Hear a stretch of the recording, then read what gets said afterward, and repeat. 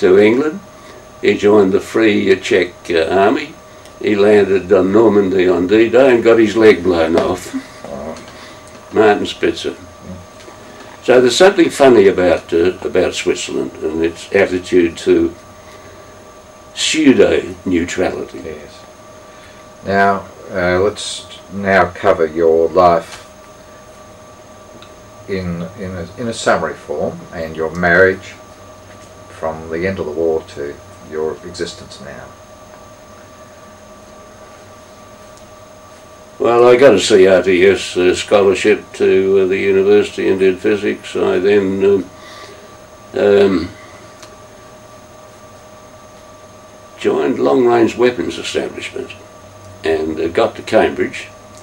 And my wife, we got married, and my wife was there too, and she taught at Cambridgeshire High School for boys. They'd never seen a woman teacher before. They called her Sir Miss. And these, when I say boys, O-level boys are men. Yes. And they had their pilot certificates, and we used to see them down the market. It was beautiful, but I had to come home. I had a sister who got an ovarian cancer, and so I came back to Australia, intermitted my Cambridge PhD.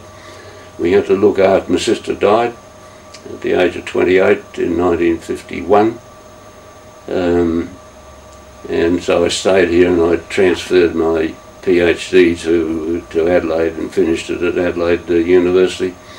We looked after her two children, and then my parents took them. And I got an appointment as a lecturer in physics at Adelaide University. Finished my PhD, went back to Cambridge for a year, study leave, and taken various study leaves. I've worked, as I said earlier, I think, at the Medical Research Council from King's College, London, in Drury Lane. And I've taken a study leave with one of my students. Two of my students have done extremely well. One is Professor Brian Matthews at the University of Oregon in Eugene, Oregon. He was who first solved the structure of chlorophyll. And if he had taken my advice, he would have won a Nobel Prize. I said, you're a physicist, you should show now how it works when it is photosynthesizing. The Nobel Prize went to people from the Max Planck Institute in Munich who did just that. And so Brian came, and Nobel Prizes can only be shared three ways, and I think he became fourth out of three. The second student is still in Australia, Peter Coleman. He will get, I believe, a Nobel Prize. He's at the Walter and Eliza Research Institute, Walter and Eliza Hall Research Institute in Melbourne. He was the first to computer design a drug. Influenza is a virus. It has on its capsid, on its head, two nuclear proteins. One is called neuraminidase. One lyses the cell for the virus to get in. It then corrupts the genetic mechanism of the cell, reproduces itself, and on its capsid it's got another virus which is like a toadstool, and this is the active site. And Peter computer designed a drug to block the replication of flu. Now, it's not a vaccine. It's an antiviral thing. In other words, you have to get the flu before you stop it. So it's not a vaccine. It's been copied by an American firm. When they brought the patent out, they didn't write it in sufficiently accurately, and it's been copied. And I think they compete. I've just forgotten the name of this other thing. The Australians. They've sold a lot of it recently to Germany, but the Australians are buying the copy, which. But anyway, as I say, that's the first computer design of a drug. And he used a bonding mechanism that when I did my PhD I discovered. I had a compound called parabanic acid.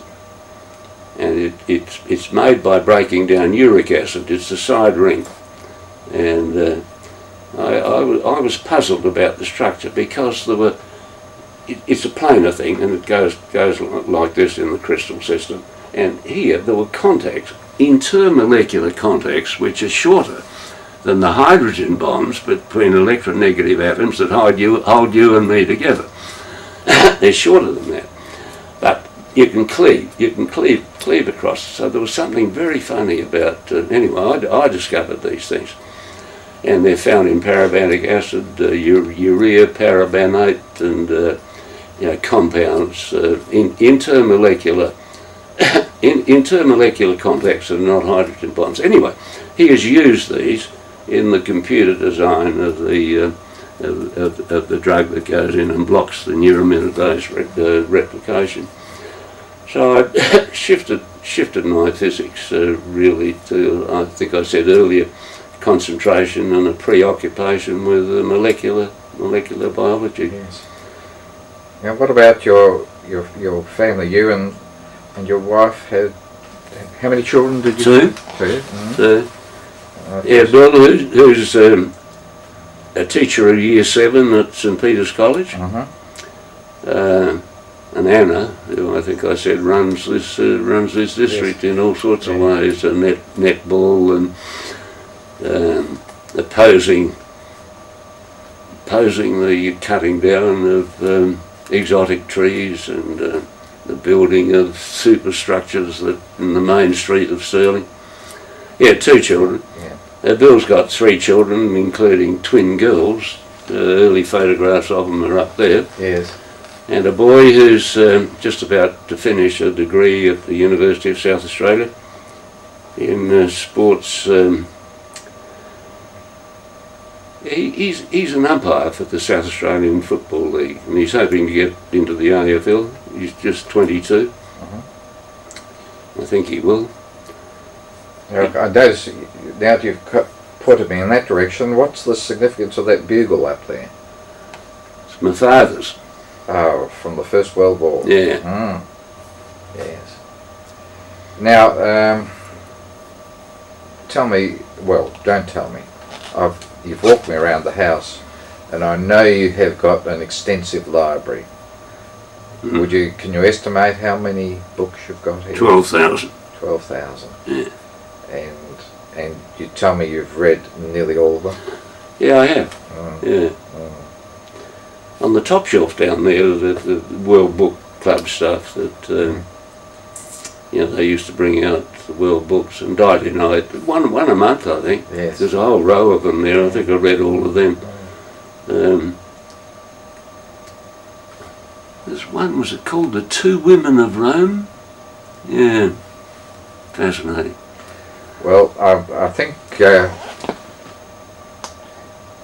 Harry, we'll close it there, and I have to say, I think you're an amazing person, and I'm very, very grateful to you for the opportunity of recording this. Well, Peter, I'm pleased to have been able to do it. I hope it has been of some help to you. I'm aware of the magnificent work you do, and I know you started with doctors, medical doctors, I mean, but now you've spread to, as it were, lay people like me.